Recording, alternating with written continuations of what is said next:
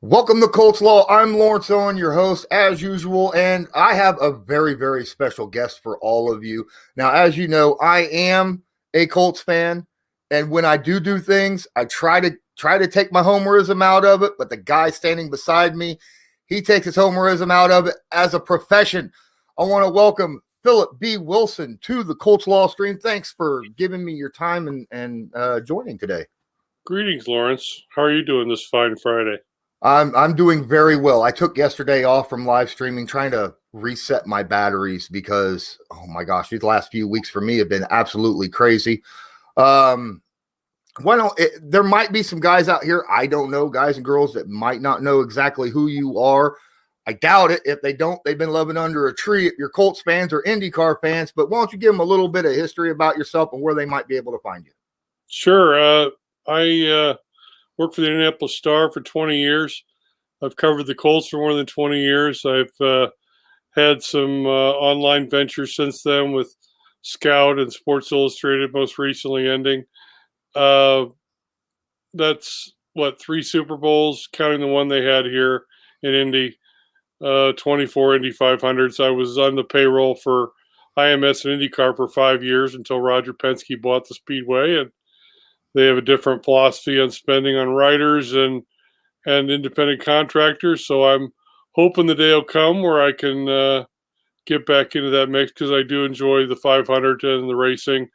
But yeah, I was on their payroll for 5 years, and I've covered a lot of college basketball, college sports, 8 NCAA Final Fours in some form or fashion, and I'll be covering the Big Ten men and women's tournaments next week, I think, helping a friend of mine out, Mike Merritt, with the Associated Press. So I'm not totally unemployed. I'm trying to keep busy a little bit after not having my contract renewed by Sports Illustrated.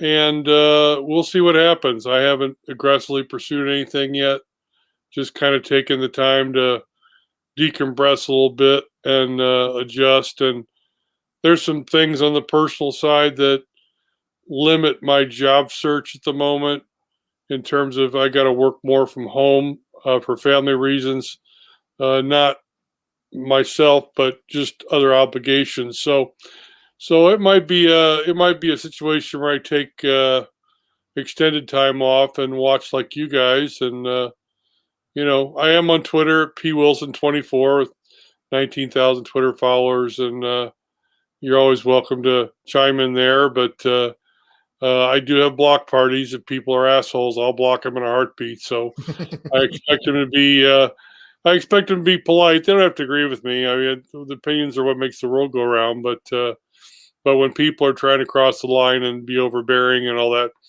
I don't hesitate. So that's probably it for me right now. It catches us up. Yeah, I completely agree with you on the whole, opinions. It's if everyone had the exact same opinion, this would be a boring world. Everybody would think the same. It'd be all.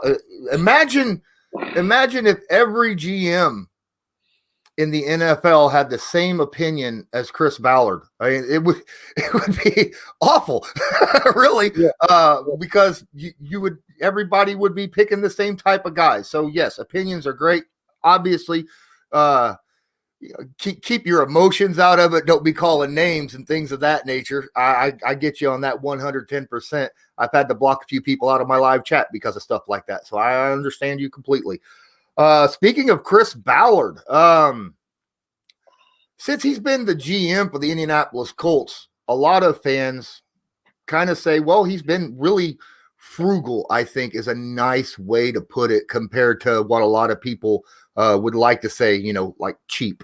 But in reality, last year was, a flip where he spent $21 million a year on one player and traded that 13th pick, I believe it was overall for DeForest Buckner. That was a kind of a change of pace for him, but he's been known to not spend a ton of money on players, and in doing so was able to roll over, that allotted amount of money that you can from one year to the next on the salary cap. And that's put the Indianapolis Colts in a fairly decent situation this year. as opposed to a lot of other teams due to the COVID-19 situation of really seriously hitting the cap. You have teams like the Eagles, the Saints, and other teams that are just in kind of a salary cap hell right now. You can see them just completely, redoing their contracts on guys, releasing players, trying to make room to get under that budget, because if they don't, there's a serious penalty for not getting under that. Is there any way you can maybe get into the details of, if you know them? I'm sure you do, but do you know the exact details on what happens if a team cannot get under that salary cap? I don't know what the penalty is. I think you pay a tax, and if it's egregious, I think draft picks could be involved. But I don't know off the top of my head. That's one of those that I Google because it rarely happens, and I think the Cowboys ran amok before, and they just had to pay. They had to pay a fine or something. But I really don't. That escapes me at the moment. I could Google search it, but I'd be cheating, and we're supposed to be live. That's fine. I get you. Yeah, I should have Googled it beforehand, but yeah, I've heard that there was something. If it's bad enough that it was draft picks and fines and all kinds of stuff. So, but your thoughts on how Chris Ballard has handled the salary cap during his tenure so far this year? What are your thoughts on that? Well, I'm Googling your question because people are out there and they're wondering and like, hey, these guys are idiots. They can't answer. First question. So, penalties for violating or circumventing the cap regulations include fines of up to $5 million for each violation, cancellation of contracts, and or loss of draft picks. So I was right. I just wasn't specific. Mm-hmm. And I apologize. It's been a while since I remember anybody doing it, but that doesn't sound very severe to me. To be honest. Yeah. Hey, you go over the hard cap, and we're going to fine you $5 million. Well, I just blew over it by $10 million if you're Dallas or whatever. Why do I care about $5 million more for a fine? So, but the draft pick part would be like, okay, you're really over the line, $20 million or whatever. You're cost yourself draft picks. Then maybe they get their attention. Yeah, I mean, right now the Saints are sitting at 60-something million in the hole. $5 million is a drop in the bucket for them right now. Chris has done a really good job with the cap. I know we're supposed to be critical of GMs and coaches, or at least look at everything they do and have a critical eye, but I've been generally positive about how he's done things. Not every move works. Just like draft picks. If you hit on 50%, you're doing okay. If you hit on more than that, okay, better. If you get a couple all-pros in the same draft, Quentin Nelson, Darius Leonard, you're doing really well. It makes you forget about his first draft, which was forgettable. But what I like about it is he told us in one of the last Zoom calls we had that he and his cap guy, and the name escapes me. I couldn't find it when I looked through the notes. They plan things out or look at it on a 3-year schedule and try and estimate where they'll be and who will be coming available and who might be up for an extension. And that's pertinent because my question to him at the time, I think I asked him 3 questions in the last time we got together on the Zoom call, season-ending Zoom call. My question was with deference to possible extensions for Darius Leonard, your all-pro linebacker, and your all-pro guard, Quentin Nelson. Quentin has a 5th-year option that's coming up in May. I think if nothing else for procedure purposes, they'll probably pick it up because they don't want him to. They don't want it to look like they're not committed to him long term. But they still have a year before they. Here's the thing, and this is one that escapes people sometimes. If you're a player and you've done what Darius and Quentin have done, you've outperformed what you're getting paid right now. Mm-hmm. You have exceeded the value of your contract. I think Quentin $7 million or something for next year or whatever. I mean, the top guard last year got $15 million. Can you justify a guard in the league getting paid twice as much as Quentin Nelson? No. So he's got to judge when he can give extensions to guys, whether they're front loaded or back loaded. Ideally, front load's better because they're younger, but sometimes you have to spread it out for the cap hit because it's all about guaranteed money.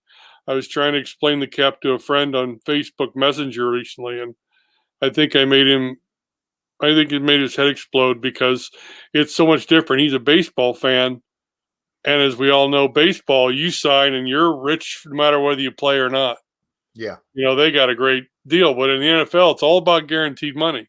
Oh, they gave him $100 million. Yeah, but $40 million guaranteed spread out over the first 3 years of a 5-year deal means they just want to see him produce for 3 years. After that, we'll see. We'll take it, But those base salaries go away in a heartbeat when a guy doesn't do anything anymore. So if you're Chris Ballard, my opinion is you want to give Darius Leonard an extension before the end of next season. You certainly don't want him to go to free agency. I don't think that'll happen. If you remember, Ryan Kelly signed in August or September right before the season started. Chris was very candid in saying we take care of our own, and I think Darius and Quentin fall in that category. Now, because the cap is lower and adjusted, you might not extend both Quentin and Darius this time. You might decide to do Darius now and to do Quentin before next season, before he would hit his final year, and you spread out the hit. The only problem with that is, and I've never seen an ounce of this in Quentin, but Quentin only shows you what he wants to show you. What if Quentin's agent gets in his head and says, listen, we need to have a talk with Chris because I don't think you should be risking your life and your career anymore for half of what the highest paid guards paid. We want to get paid now. And if they push the issue on that, which, some NFL players have done over the years, they hold out. I mean, Deshaun Watson sounds like he wants to hold out, but that for different reasons. But you can subject yourself to fines. But if you're holding out for money, I mean, Le'Veon Bell held out for a whole year. I don't think Quentin would do that, but I think that would be the most logical thing because the Colts have anywhere from 42 to 45 million, adding Carson Wentz's salary. I did check that before we went online. That doesn't sound like a lot of money, but it's all relative. Again, with the adjusted cap being lower, you have, I counted 12 teams out of 32 that have 20 million or more cap space. 20 million. Colts are ranked like 5th at 45. Yes, the Jags have 78 million or whatever the number one, but the Jags are 1-15. They suck, and they're just going to throw people off the ship and start from scratch.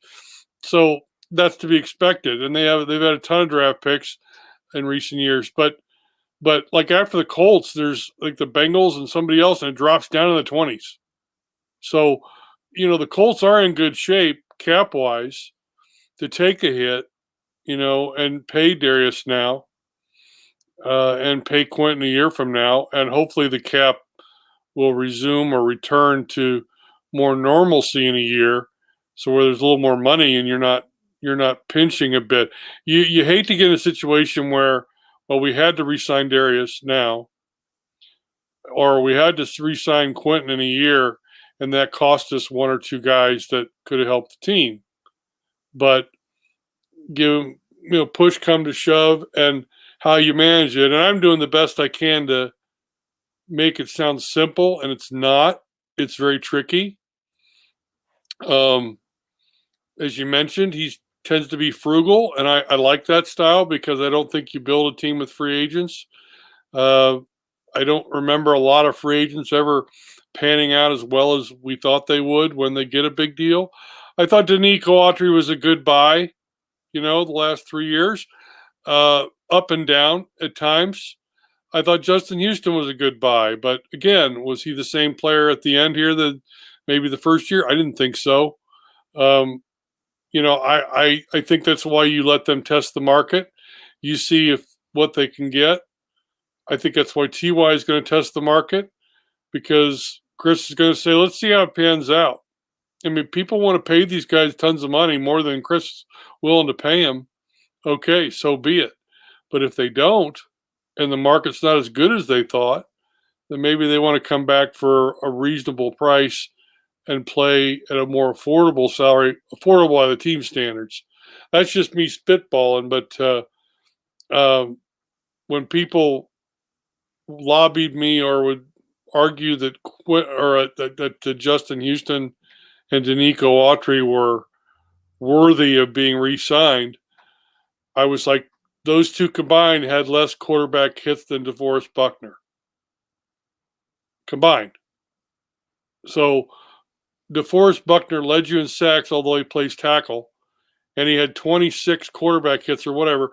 That's what, 4 more than Justin and Danico had combined. I expect more than 7.5 sacks or 8.5 sacks. I guess Danico had 8.5, I think. I expect more than, maybe not sacks, but pressures, hits. I need that on the edge. I can't just expect DeForest to carry everything in the middle. So, and they re-signed Grover. Grover clearly earned a pay upgrade, a raise. He'd been playing really well, making plays every week from a difficult spot. Again, the nose is not easy, and it's hard to get noticed there. But we know, and you've been a Colts fan for a long time. We remember when this team couldn't stop the run and didn't have big uglies there that could do it. And that's what I like about the defense right now. I like having DeForest and Grover, Darius, Kenny Moore. They've got some solid players there to build around. Bobby Okereke, I think, is hit and miss. Great speed, great in coverage. It doesn't make enough splash plays. Hopefully he does in year 3. But anyway, that's my spiel on cap stuff. I looked up numbers ahead of time, and that's what jumped out at me on the page. I was using Spot Rack in case anybody wants to know who I was quoting, spotrack.com, and I saw like 12 teams, just 12 out of 30 that have 20 million or more in cap space, and the Colts up there at 45. Yeah, it's a lot less than the top teams, but they're like at 5th in cap space, and they just added that quarterback, so it doesn't sound like a lot, but I think he's managed it well. It's easy to screw it up, but I think he's been fiscally responsible. So you brought up Darius Leonard and Quentin Nelson on their contract extensions. We have another guy on the offensive line besides Quentin Nelson that is due this year. I mean, this year he'll need to get an extension or he'll become a free agent next year, and Braden Smith, the right tackle. Do you think that's going to be an impact on the salary cap? Do you think it's going to be a big number for him? And that's a good question, because of the list of guys you're looking at down the line, I think Braden Smith had the kind of year at right tackle that moved him up to 3rd behind those two keepers in the conversation. I'm sure that they have discussed at length, okay, we have to re-sign him too. So that makes you want to, you pray that the cap returns a little more to normalcy, because you got to give Quentin an extension, you got to give Braden Smith an extension. That's gonna take a little bit of money, but I think they can do it. I think that they've handled the cap well enough that maybe you make one of those deals front loaded, you make the other one back loaded. That way the hit is harder early for, say, Braden, in case he drops off, and it's spread out for Quentin because you're sold that Quentin's going to be a rock for another 6 years or however long they sign him, 5 years. I don't know if he'd sign for more than 5 years because he wants to get paid again, maybe if he has a real long career. And, people think, well, 4 years or 3 years, that's an insult. Yeah, it is. But sometimes guys go for 3 or 4 and less money because they figure if they play well, the next one they get, everything prorates and they'll get paid more. But Quentin, I mean, I'm sure Colts love to lock him up for 5 years. Braden, I don't think he allowed a sack this year. Very few pressures. He's grown leaps and bounds. I just really, really impressed with how he's done. I wasn't quite sure early on with him, just because, like any young tackle, Bosa's and some other guys with good edge rush speed would get him every now and then. JJ got him, and guys got him. But this year, he shut him down. This year it was like, okay, I've been at this for 3 years now, and I know what I'm doing. And that was actually, left tackle was more of a problem than right tackle because Anthony got hurt, and as we saw, the fill-ins weren't that good, except for the guy they pulled in off the street at the end. I thought he was okay, but that's one area where, if I had to criticize Chris, I'd say, you drafted Jacob Eason knowing he was a project, a quarterback, not sure you were ever going to play him or if he's ever going to make this team long-term plan thing. But boy, I would have loved to see you draft a tackle in the 4th round, because I didn't like the depth they had, at tackle last year. You kind of missed Joe Haig a little bit. You missed the guys that filled in, and you never missed a beat. And I'm sorry, I don't even want to remember the 2 guys that they used, but who the hell were they? LaRaven Clark and Chaz Green. Yeah. LaRaven, they kept trying to talk LaRaven up like he was good and he'd improved. And I saw Tyquan Lewis embarrass LaRaven in camp, and he did it like back-to-back power rushes, and they were both giving each other, pats and whatever. Nice job, good work. And I'm thinking, I know that the company Kool-Aid is to talk players up and never talk them down. In fact, I can count on one hand how many times a coach or a GM has been open critically about a player. The first time it ever happened, I'll never forget as long as I live. It wouldn't be the guy you expected. When I was at the Star, I had to do the day after preseason call, where because we were the Star, we got a one-on-one with the coach for 10 minutes. And that was my job. I got to do the day after story after preseason games. And I was talking to Tony Dungy. And Dungy raised my eyebrows when he came out and said that Marlon Jackson needed to play tougher. He was playing a little soft. And I was stunned. And I said, "You sure you want me to write that?" And he said, "Well, it's true, isn't it? I mean, I said it." He said, "I said it. And that's what I think." I said, "Yeah, I know, but I'm just not used to overly critical comments about players. I'm used to Kool-Aid and whatever." And he started laughing. I said, "Well," and I instantly, what you're being used as. You're a vessel, and the coach is using you to send a message to the player in the media that Marlon Jackson needs to play a little stronger and not be so tentative and not be so soft. And Marlon was a good player, never achieved greatness that was projected based on, knee injuries, but he was a solid player. So I think he heard it. He got the message.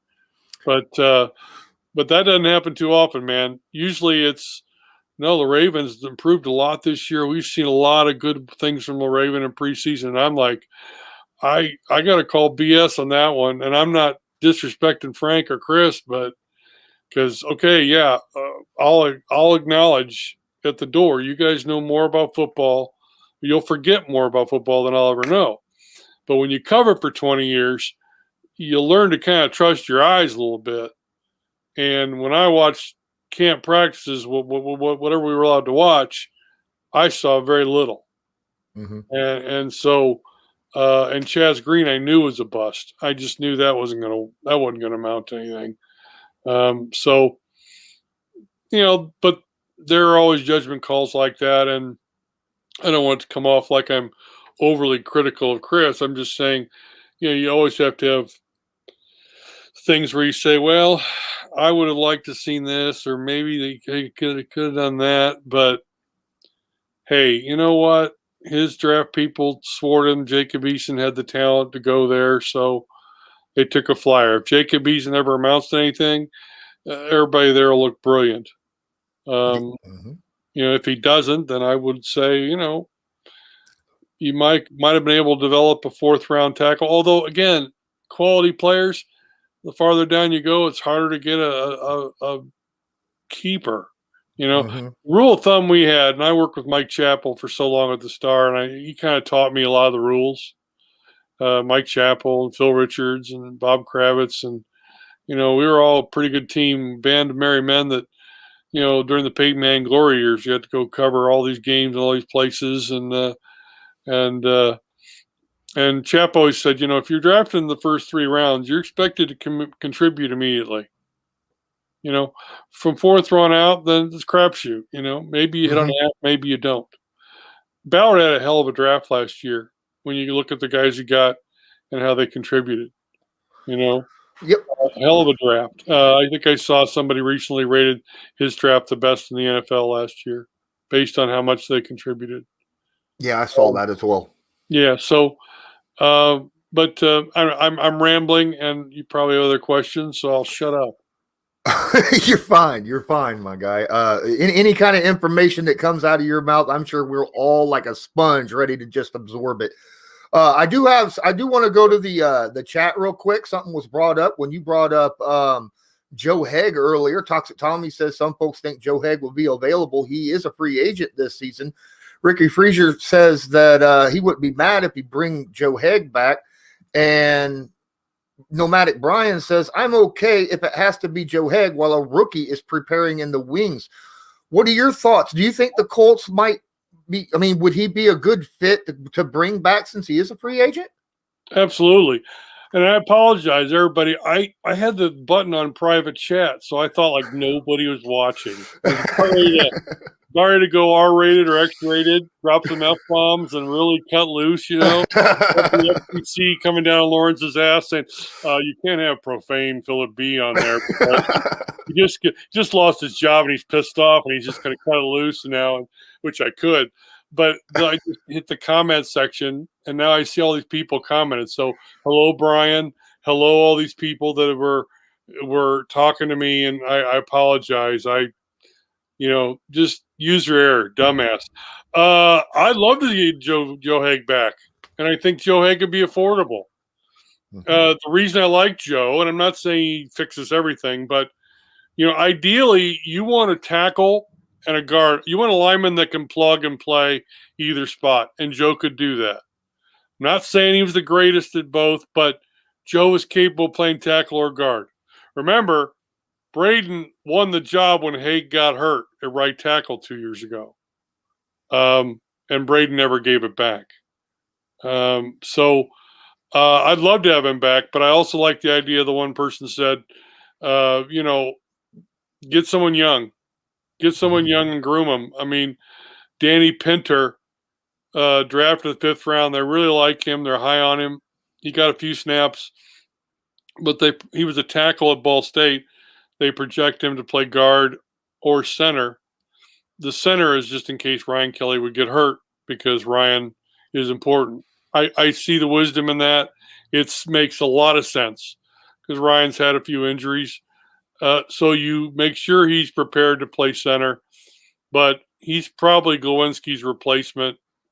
I don't know if Glowinski's up after next year or not, but yeah, I'm pretty sure he is. I think he only signed a 3-year deal. Yeah, and I think that he's probably Glowinski's replacement. So that's another thing. Talk about the rules. You try and look a year ahead at openings or possible positions of need. Yeah, there are positions this year that are obvious needs, but you want to have a crystal ball. That's why, wide receiver's been such a frustrating position because there's been so much swinging and missing, on that. And when you miss on a pick that's high, it sets you back. How many times have you seen how many times you see where the guy takes a quarterback and he flames out and it sets the franchise back 3 or 4 years? Well, the same is true for, say, a wide receiver or a tackle. It might not set you back 3 or 4 years, but it's a mistake that you make that you commit to, and maybe in 2 years' time. Rarely does a player like Haskins, get himself thrown out of a job in 2 years. Like Dwayne Haskins did in Washington. Mm-hmm. First round picks usually get a couple years before, okay, we give up. We screwed up. We admit it, But there are people are asking questions left and right here. That's pretty good stuff. It's okay. We'll get to it whenever we get to it. I love all these guys. A lot of these guys that are in the chat right now, Just Plain Folks and Ricky Freezer and Ant Rogers and Dragon 34 and Nomadic Brian. These are Alex Castillo. All these guys are my regulars. They come in almost every live stream. They are awesome. And I want to, hey guys, if you haven't taken a moment yet, please smash that like button, hit subscribe. I'm like around 10 subscribers from 1K. I really appreciate it here on YouTube anyhow. Do I have a like button? I don't. If you have a YouTube thing up, then you can hit the like button. But right now we're talking. I do have a question. I have a question. Going back to the salary cap situation, I was looking back at Over the Cap. I know you use Spot Rack like I do too as well. I've looked at both of them, so yeah.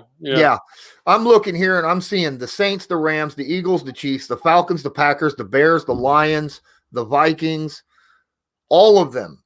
And I'm assuming the Bills, the Steelers, and the Raiders are right there as well at being negative in the cap currently right now. So you figure with all these guys that are in the negatives and all those other people that all those other teams you talked about being in the 20s and only like maybe 7 having more than $30 million in cap space. Do you think this is a buyer's market right now rather than a player's market? Well, it is for teams that can spend. I think about who's getting screwed in this scenario. The free agents. Mm-hmm.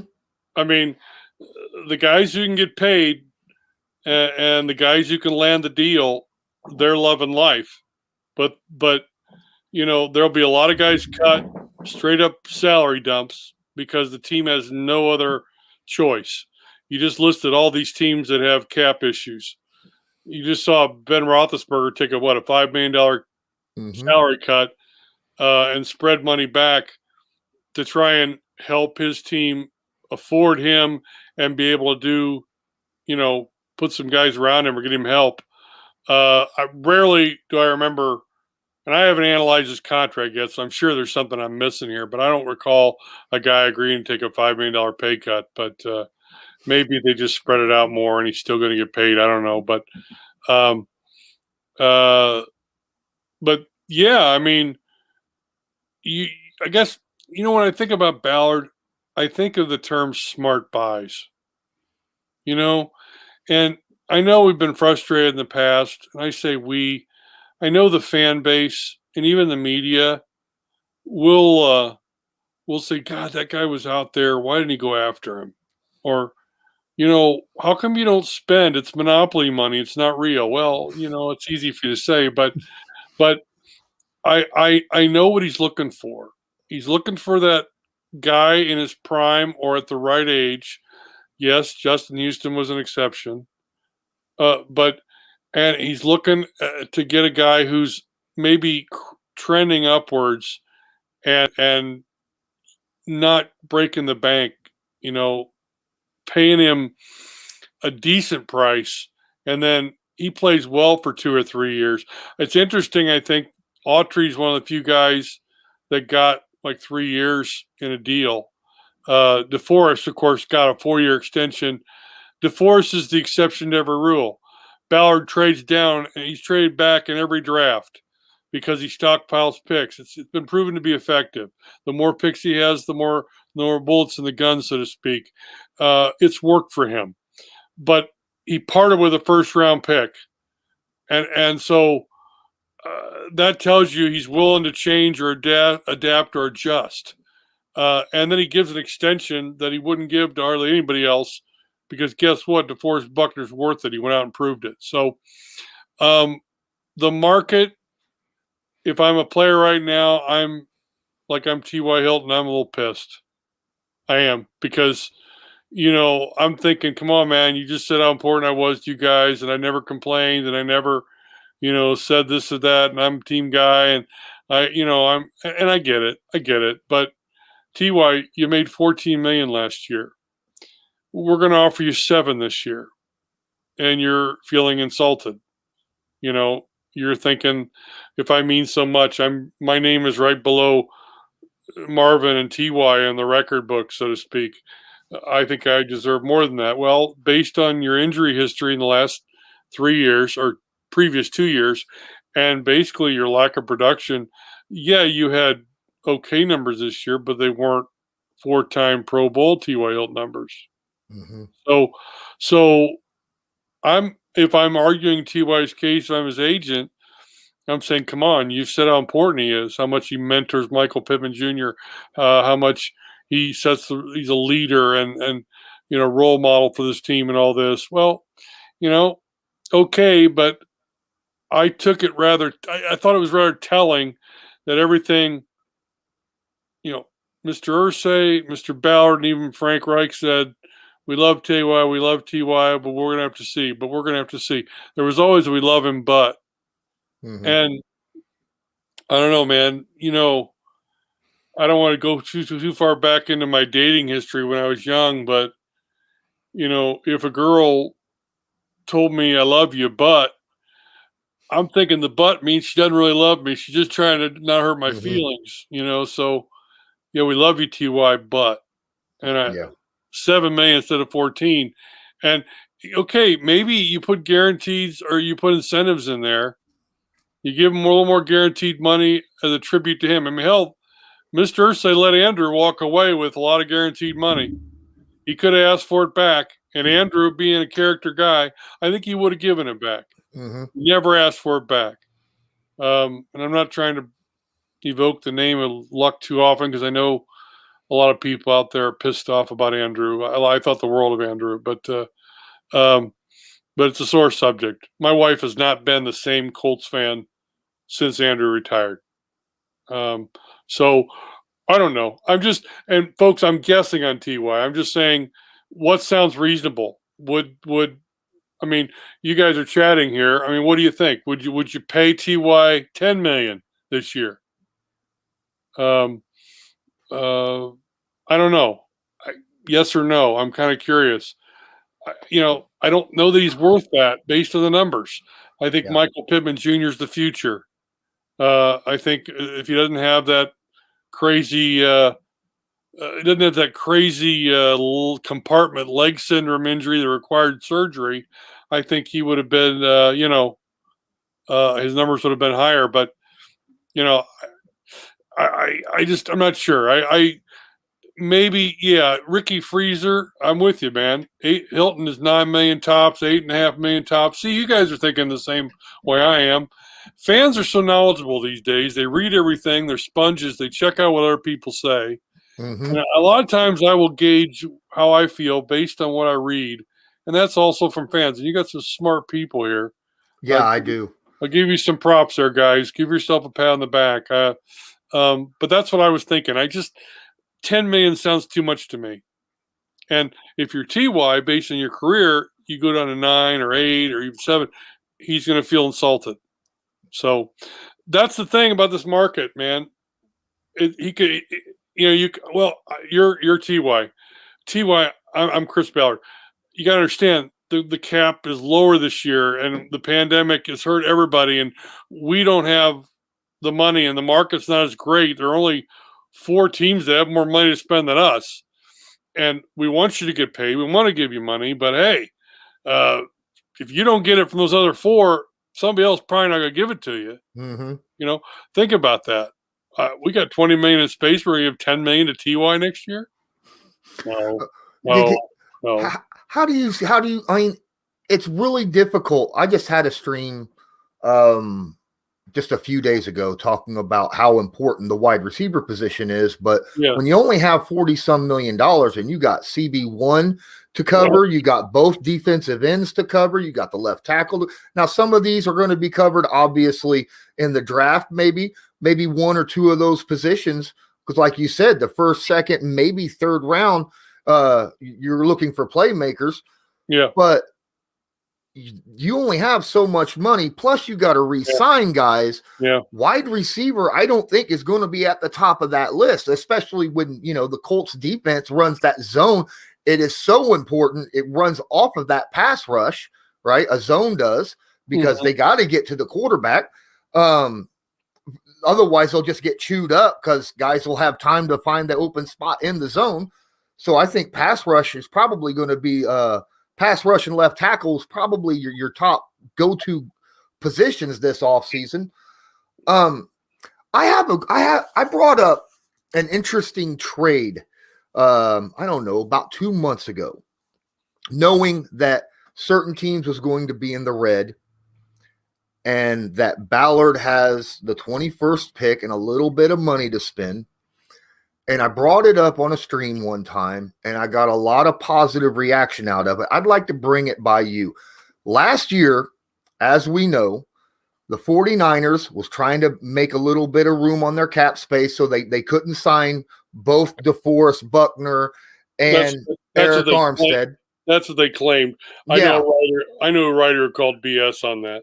Okay. Well, either way, they traded him for a first-round pick, and then Ballard extended him. Right now, you got the New Orleans Saints, who's still sitting at 60+ million in the hole. They need to make cap space, but they don't. Obviously, they don't want to get rid of some of their more potent players without some kind of compensation.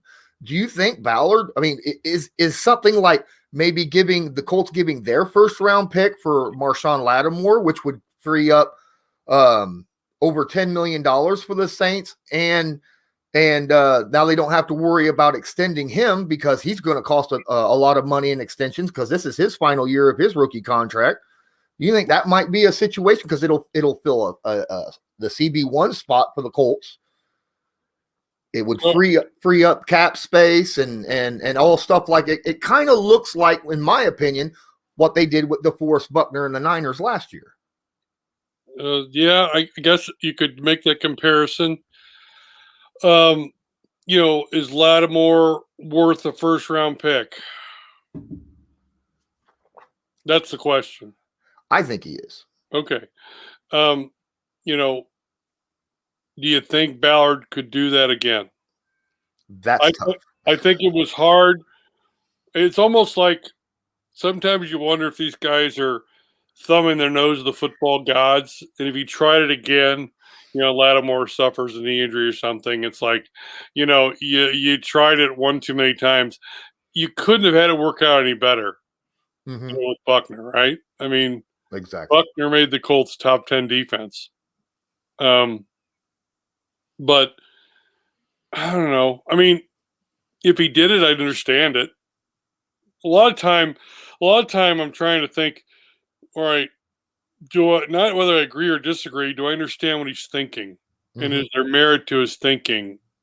Which, if there's merit to the thinking, this is how pros think about it. Well, then we give it time to play out and see whether he's right or not. Not often are there moves or decisions where we instantly say, you're a freaking idiot. What were you thinking? But it happens. They're talking about priorities here, and that's the problem. I mean, I'm going to say problem. What would prevent you from trading a pick for Lattimore? Well, it would be addressing left tackle or edge rusher. All right. I saw in a report the Colts were in the mix for J.J. Watt, and I also, some of my colleagues who covered the team well came back quickly and said the Colts said that's BS. We didn't have one of the highest offers or whatever. But if it were even remotely true that they made a run at JJ, that would tell me, okay, they understood the need And somebody says, well, JJ's washed up. He only had 5 sacks. Yeah, but his quarterback pressures and hits on the pocket were like off the charts. I mean, he was still disruptive. And I thought the idea of having JJ next to DeForest Buckner would be, that would be insane. You know, presuming JJ stayed healthy. So anyway, you got, as people are saying here, left tackle. That's huge. And there are some tackles in this draft. I think one will be available to the Colts when they're on the clock. If they're not sold on the left tackle, then you look at edge rusher. There are a few edge rushers. I don't know if there's as many. I thought it was interesting that a couple of the edge rushers and mocks that were talked about, there was a lot of talk about their upside and how their numbers didn't indicate how good they were. And I thought, well, that makes me nervous.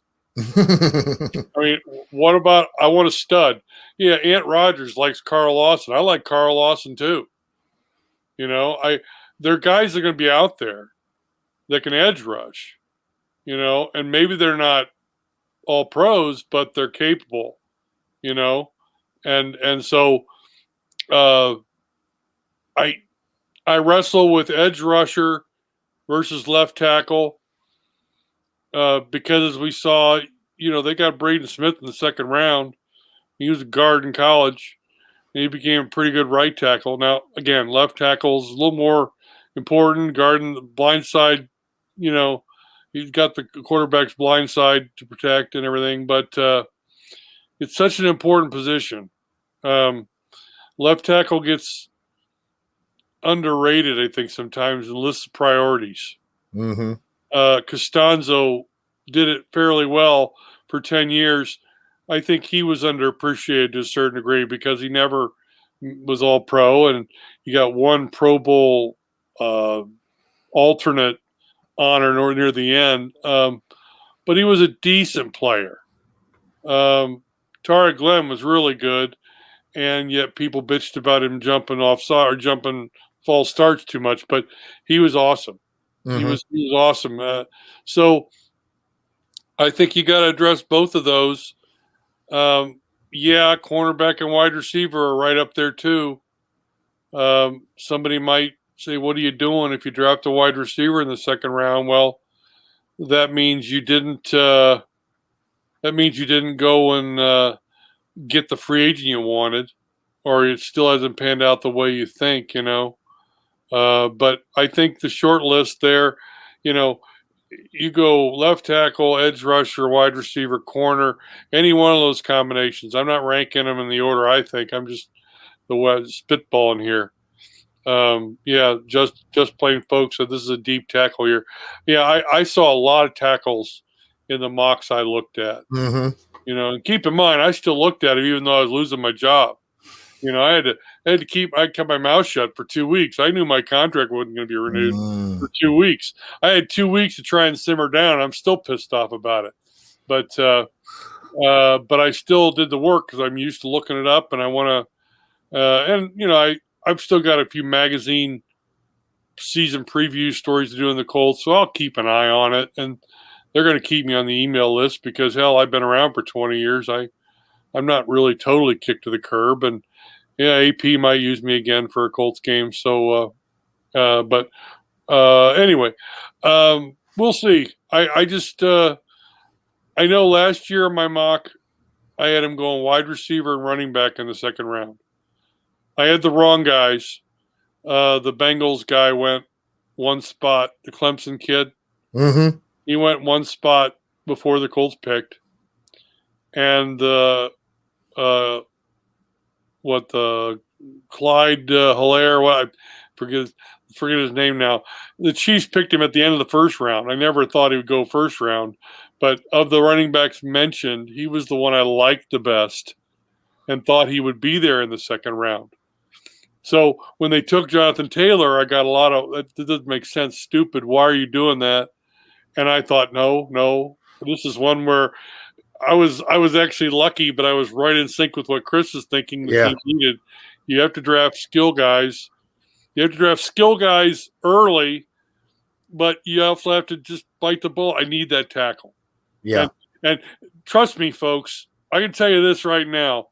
You know, Ballard is infinitely proud of the Nelson pick and will be forever, because he still gets his eyebrow raised and he gets a little worked up when he says, they told me you couldn't draft an offensive guard 6th overall. You couldn't take an offensive guard that early. And I remember I asked him that a while back. I think it was pre-draft last year.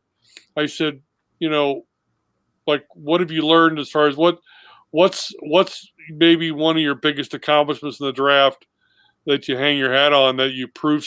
And he mentions Nelson right away. I mean, you know, you almost feel like, okay, we had to take a lineman. Pause. It's not sexy, you know. It's not. It's like, you know, well, I took her to the prom because she had a really good personality. She's a really good conversationalist, and you got to have a few of those girls. You can't have all the models and the eye candy, right? You know, no. And Quentin Nelson turned out to be really good eye candy. Big Q was badass. So I won't be quick to criticize because I think he'll hit one of those 4 spots. And what happens in the month and a half before the draft in free agency will directly influence that draft. I mean, they have draft boards and they can say all they want.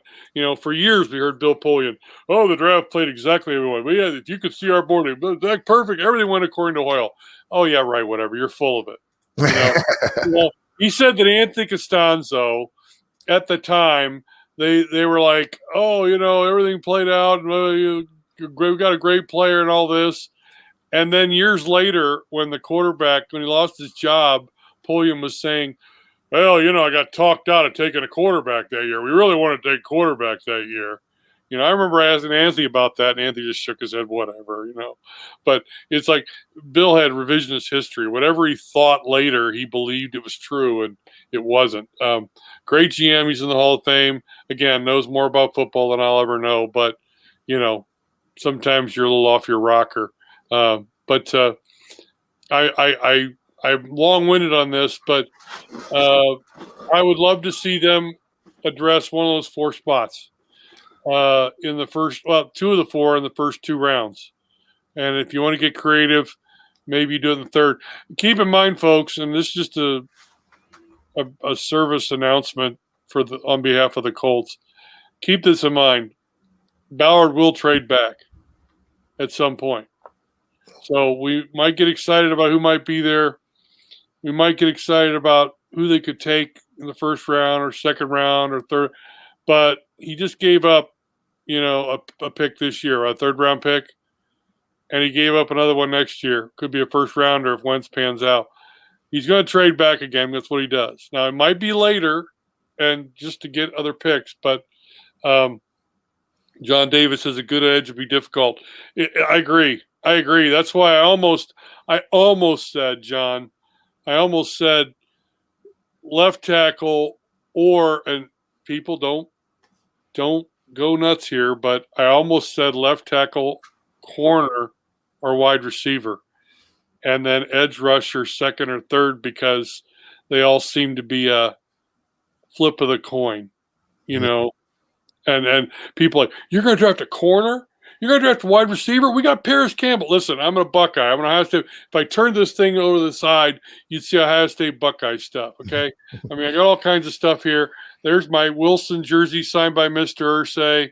But there's Buckeye stuff everywhere in my man cave. I'm just showing you the business or I used to have a Sports Illustrated banner back there. I figured I better take that down.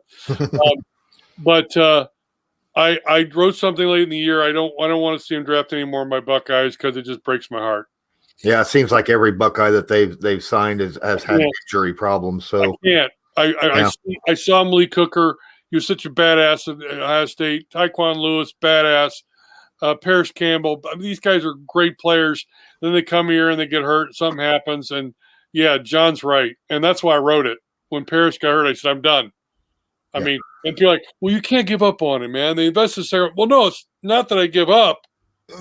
I just don't trust. Yeah. You know, It's got to prove it now. if you say, okay, what do we have at wide receiver? We have Michael Pittman Jr., and I assume they're going to bring Zach Pascal back because Zach is worth more than whatever they pay him. Yeah. And then you say, oh, we got Paris Campbell. Okay, fine. But I don't know if I can trust Paris to stay healthy. Yep. So that's anyway. I'm not saying you have to jump up that high to get a wide receiver. I just don't. If people, again, where we think, all right, where media thinks, do I understand the logic? Do I get why he's doing it? And sometimes we don't. But with Ballard, usually it's made sense. There's been some methodology, there's been some thought to it. It's like, I get it. I get it. And if you ask them, and when you did, well, why didn't you take this guy? Well, they didn't because they didn't think he was that good. Or they didn't because they valued the other position more. Yeah. You know? And you don't always get that answer from them when you ask them, but you can read between the lines. Sorry, I'm rambling again. You're fine. Okay, so you gave me a 6 o'clock hard time. We got about 5 minutes left before that happens. My dinner date's at 7 with the wife, so however long you want to go. All right. Before I get into my next question, I got 40 plus people in here. Please smash that like button, hit subscribe so I can hit that 1K. I appreciate it. Don't forget that there is a share button down there. You can share it to your favorite social media, whether it's Facebook or Twitter or whatnot. So we talked about some of the Colts free agents like Autry and TY and Justin Houston and particularly Rhodes, right? Yeah. No, Chris Ballard has said multiple times he has a line. He evaluates a guy, and this is how much he will give, and he won't go above that. Now, it has been rumored. I've saw rumors somewhere over on Twitterverse that he offered $9 million to Xavier Rhodes, and Xavier's still going to test the market. Being that we had just talked about how this is more of a buyer's market rather than a free agent market, do you think that there's a good chance that possibly he's dropped some offers to some of these guys and he's just like he normally does, let them go out, test the free agency market. Mm-hmm. They find out, hey, you know what? I'm not getting the offers that are 2, 3, 4 million more than what Ballard has given me. And in my opinion, I think if there's a difference between making $1 or $2 million and going back to a team that you know you're doing well with and that you have chemistry with and that has a shot in the playoffs, I would think that you would go back over $1 or $2 million. Do you agree with that? Well, here's the thing, and you described it pretty well. It's smart. What you've done is you've gotten your offer in first, mm-hmm.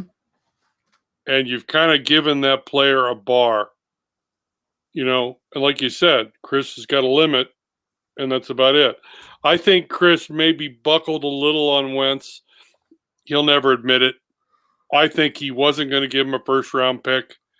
And I think at the very end, okay, he made it conditional second pick. He had to make that conditional. And I think that's what got the deal done. But I think for a while, Chris was holding firm. We're not giving you a first-round pick for a guy coming off the year he had. But I like the idea of, all right, you're Xavier Rhodes. We'll offer you 3 years, $9 million per. If you can get better than that free agency, hey, we wish you well, and Godspeed. But if Chris gets a really good offer in, and the player is out there for a few days, and even before that, the agent's not hearing what he wants to hear, you know, that phone might ring quicker. Yeah, I mean, Joseph's saying $9 million too much for Rhodes. It probably is. I agree with Joseph on that. I mean, I'm just using the number you mentioned you read somewhere. Lawrence read $9 million. I'm not saying he's worth $9 million, but I'm just saying the point being, you make a hard offer to them, and they know that's hard and it's not going to move. And then in this market where there's not a lot of money, you might find that's the best you're going to get. Mm-hmm. And the clock ticks too, because, you know, I might make a trade for a corner. I might draft one. I might have a chance to sign one in free agency that I didn't think was going to be there. It's not in a limited time span where you can take forever, you know, and get back to me in May. This stuff probably needs to be settled. You know, if you're a free agent, when the league year starts in mid-March, and you're still a free agent in mid-April before the draft, you are nervous. You are sweating bullets because nobody's paid you and money's been shelled out. And now teams don't have nearly as much to. What are the odds you're going to land a big deal then? Yeah. You know? And the agent might be, well, this is good for us because then they'll want to spend the money on you at the end. No. You're just spinning it so your client doesn't panic. All right. If I'm in demand and I'm worth what I'm going to get paid, you know, whatever that is, and I'm Xavier Rhodes, and, you know, the one fella that said earlier, Joseph, that, you know, there were times when Xavier wasn't great.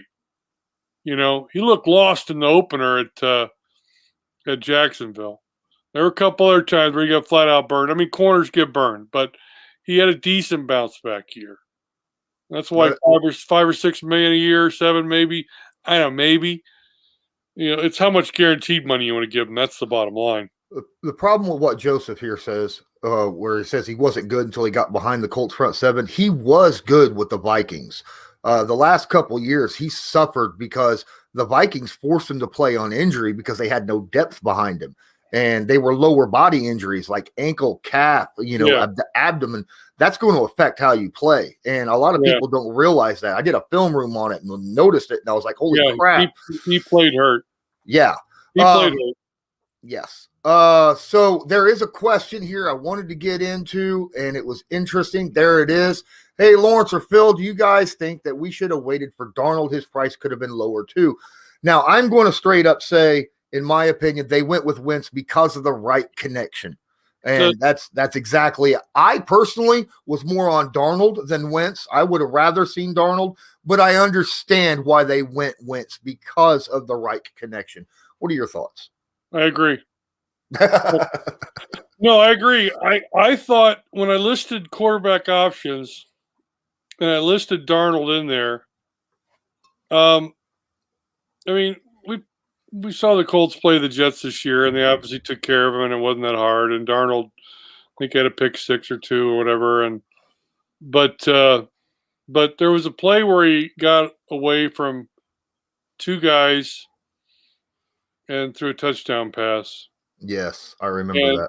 Yeah, it showed you some skill, but and people are saying no, not Darnold. But I understood if they would have waited and they would have worked a deal for him, trust me, it wouldn't have cost that much, not as much as the Jets wanted.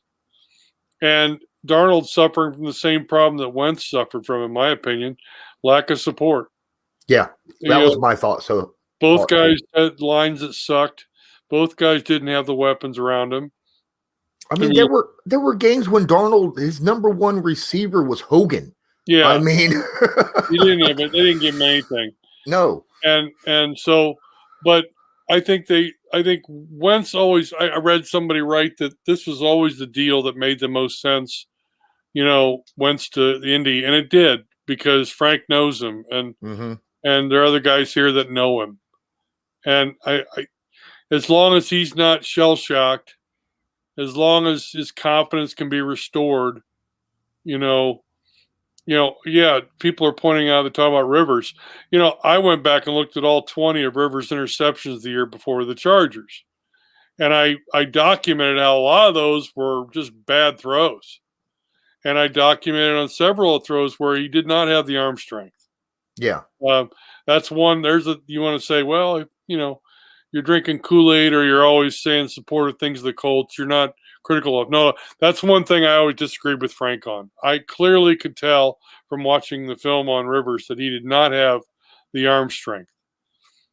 But what Rivers showed us after a little bit of up and down early, there's still something to be said for making quick decisions, reading defenses, knowing where the ball's got to go, the timing it takes, And as long as you didn't need him to air it out and throw it deep too much, he had a decent year. He had an okay year. It still pisses me off a little bit that, that Buffalo game in the playoffs, you're down a field goal.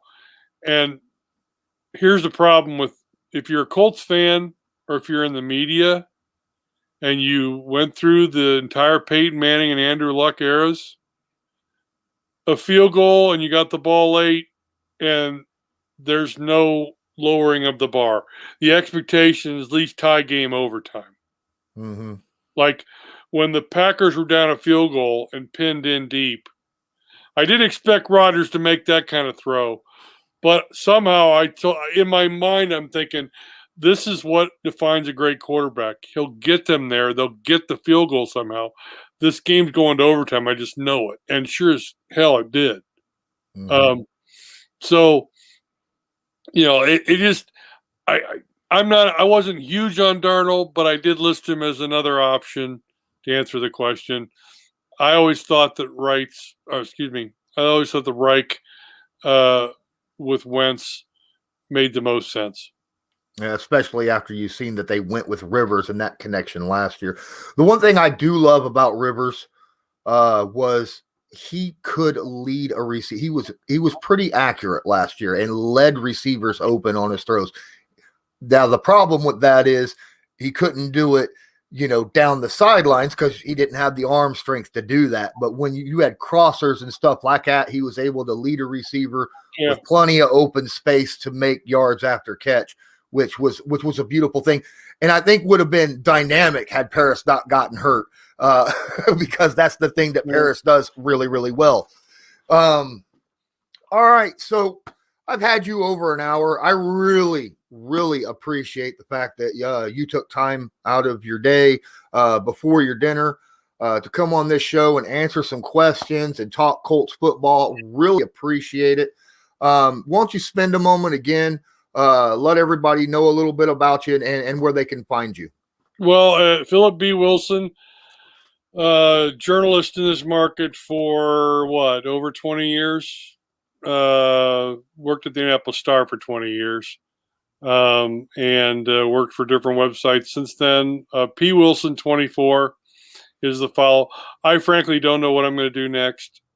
People have asked me, some people have asked me, are you going to apply for the Colts job? Because Colts.com has had a writer job, and I've wrestled with that, man. I don't know if I could be sanitized. I've been unfiltered for so many years, and I just, working for the team would almost feel like, I'll write puff features and just tell people whatever they want to hear. And plus I have to walk around there like on eggshells, and that upsets somebody, because I know people that worked there before. I know how that building works. A long time ago, I was needling one of the higher ups, one of Jim Irsay's right-hand men. And I said, if you ever wanted to come get me and hire me to write stuff about you guys, I'd be happy to do it. And he said, we can't afford you. He flat out, we can't afford you, which is interesting because the Colts can afford anything they want. All right. Mr. Irsay made his daughters vice presidents. I mean, whatever. Mm-hmm. I mean, you can do whatever. If you want something, you can make it happen. What you're probably more afraid of is that I would tell the truth or want to tell the truth. And then Ballard or Reich or somebody's like, hey, I don't mind seeing this crap out there in social media from the regular media. I shouldn't see it on my own website. So I don't think I could be a homer, folks. I've had several people either tweet me or send me direct links or whatever. I have a headhunter email thing that sends me job listings every day. They were doing that before I found out my contract was not going to be renewed, because when you don't trust who you work for, you kind of have your head on the swivel a little bit. And so I'm like looking at these things, and I saw the Colts.com thing, and I inquired about why it was coming open and found out that Andrew Walker was taking a job at Ball State. Good for him. But I know the people that worked there before, and I know they didn't pay a lot, and I know you can get in trouble for writing things. There's a sensitivity level there. If they were interested in me and they made a call to me, sure, I'd talk to them. I would. I'd be respectful. Mr. Irsay and I have had a good relationship over the years. I wouldn't say it's too personal, but when I wanted him to help with my book, my 2013 book, 100 Things Colts Fans Should Know and Do Before They Die, he didn't want to do the foreword for the book, and I talked him into it. So next to getting my wife to marry me and save my ass, me of meager, physical attraction skills here, getting a woman to go and to agree to marry me. Next to that, getting Irsay to do the foreword to my book is one of the greatest accomplishments of the career, because how many times any of you could say I talked to a billionaire and doing something he didn't want to do? But I knew how he talks. I knew how he I just knew him. I mean, I remember we were standing in the Super Bowl 41 in Miami in the locker room. It's memory I always have with me. And I've kind of told myself that for a few weeks now, that if I never covered the Colts again, I haven't been cheated, because I've had some great memories during a golden era for great players. Mm-hmm. These guys are all literally golden, because all these guys are putting the gold jackets on now. They're all going to Canton, and we got to cover them every day. We took it for granted, but Super Bowl 41 Miami, and we're down there, and one of the greatest thrills and also one of the greatest regrets of my career. I walked right in after Bob Sanders. Bob was cradling the Vince Lombardi trophy like it was just a football, or like Tom Brady was chucking it across the boat from one boat to the other when he was drunk here recently in the parade. He was literally just walking in like it was a perfectly natural silver chalice in his hand. And he held it right in front of me while I was talking to him. And there was a thought for a moment about, man, that's really cool. That's the Vince Lombardi trophy right there. What I didn't think, would you let me hold it? I mean, I'm that close to it. Mm-hmm. And I swear, somebody later said to me when I told them the story, you should have held it. You should have asked Bob if he could hold it. And I honestly said, I never thought of it. I was working. I was on the job. It was this adrenaline rush of being in this winning Super Bowl locker room. Cato June blowing me crap. Hey, do something constructive for change. Take a picture of us. And hand me his phones and a picture, guys. So anyway, I'm right there next to the trophy and Sanders. And I turn and I talk to Jimmy. Call him Jimmy, Mr. Irsay. And I gave him question. I know how Mr. Irsay is. You give him a question, he'll go a minute, 2 minutes, 5 minutes. And he was so amped up and he was so pumped. And I said, you've always had a poetic soul, and there's a rhythm to your life and how you see things. And he just ate it up, it was like fed him stuff. And it was a great interview, a great moment. And what I'll never forget is, I maybe said something to somebody else or whatever, and all of a sudden here's Irsay right next to me, and he holds the Vince Lombardi trophy up, and like 5-10 feet away, right here. He's holding it up, screaming at the top of his lungs. And I'm like, it felt like an Alfred Hitchcock movie moment where the background is like, it's like everything went back. I couldn't believe I was seeing it. Like, this feels like TV, Yeah. But to see those things and be there, you don't forget that. And I know 3 years later they lost to New Orleans, and I remember walking into the locker room behind Jeff Saturday, and Saturday looks back at me and says, "Man, sorry we didn't get it done for you." He apologizes. Wow. Sorry we didn't finish it off, or something like that. I said, Jeff, I'm a reporter, and you got me to 2 Super Bowls. Thank you. You got nothing to apologize for. As a reporter, you just want to cover a Super Bowl, win or lose. I'm not a fan. I want to cover it for fans. And yeah, if they win, you guys are happier. read my stuff as opposed to, the Colts somehow put Hank Baskett on the front line of their kickoff return team and had some explaining to do after they got Sean Payton a lifetime contract extension for the ballsiest second half kickoff in Super Bowl history. But Hank Baskett. But anyway, you think about those moments. You think about, I followed Dwight Freeney to the bus and he was limping because he was on one leg. The painkiller had worn off. Saturday apologizing. Yes, Pat McAfee and I were buds. I joke with Pat a lot. When he took a swim, I defended him and said that he didn't deserve a suspension because there were 3 alcohol-related incidents involving players that year, and Polian didn't do a thing about it. And yet, when McAfee took a swim, I thought, oh, now we draw the line because the punter is taking a quadruple? Give me a break. So, yeah, I think Pat's a riot. And I actually read a letter.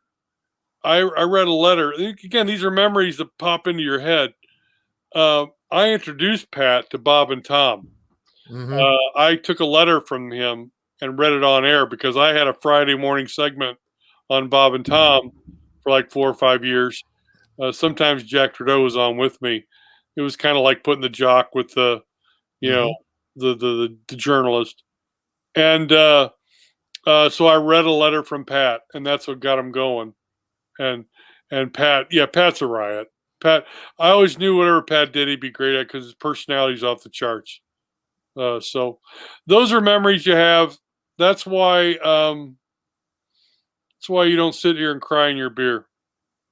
You do podcasts and live chats and other things to keep your name out there. Because I'm not stupid. I haven't forgot all the things I know, and I'm not bad at my job. I'm actually very good at my job. The fact that other people didn't realize that, or my employer didn't realize that, that's on them.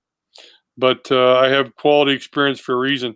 It's like Pete Ward, Jimmy's right-hand man, said to me once, they keep hiring you, don't they? I said, yeah, I mean, I usually get a job somewhere. So because I know what I'm doing. So this too shall pass. But I want to thank all of you for listening to me blather on. Lawrence, I hope I didn't take too much of the screen here. It's your gig, but anytime you want me on, I'll be happy to come back on, because outside of the Big Ten tournament the next week and the NCAA tournament, stringing for AP, in the near foreseeable future, I'm going to have a lot of free time. Yeah, I'm doing this as basically I'm trying to do this as my full-time job, trying to get big. My wife actually gave me, because I was doing film analysis for a platform called Sportscaster. That was my full-time job, and covering the Indianapolis Colts and the NFL in its entirely. I was lucky enough to work for a while, actually doing what I love. And then the platform decided to go from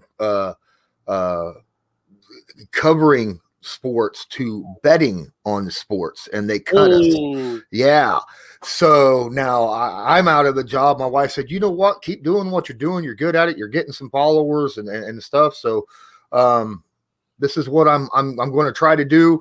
Hopefully for the foreseeable future. I really, really appreciate you taking time out to come on the show. Right.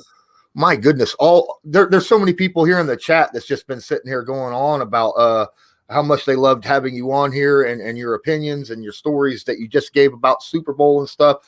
Man, when you was talking about, there are specific players I would give my right arm to interview, and you have interviewed them multiple times. Dwight Freeney is my favorite player of all time, and you don't hear, when you're talking about Colts fans, most of the time you'll hear, Peyton Manning or something like that, and Dwight is my favorite, my favorite guy of all time for the Colts. And him and believe it or not, I love Ken Dilger too, and I've almost had him on my show, but Ken's great. Yeah, Freeney, we were standing there in the locker room one day, and they can always come in and go to their locker and leave. Okay, my wife is giving me a text, so they can always come to their locker and leave quick when Peyton's doing a scrum. because there's so many people around Peyton in the locker room, and almost everybody's there. Well, I didn't have to be.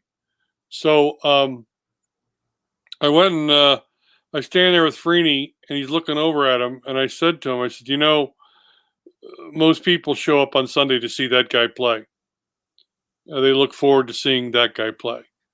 He says that maybe I'm stupid and whatever, but so I'm an old defensive end at heart, and I said I show up to watch you play. It's fun, and he thanked me, and it was one of those little personal moments where, you know, he would never remember me saying it to him, but there was a lot of that feeling of being overlooked on those teams. They always felt like it was Peyton and then everybody else. Yeah. You know, I know a lot of guys privately would bitch to me about that. But hey, you know, you won a ring, and Peyton was a Hall of Famer, and you know that's the way it was. You know, not everybody.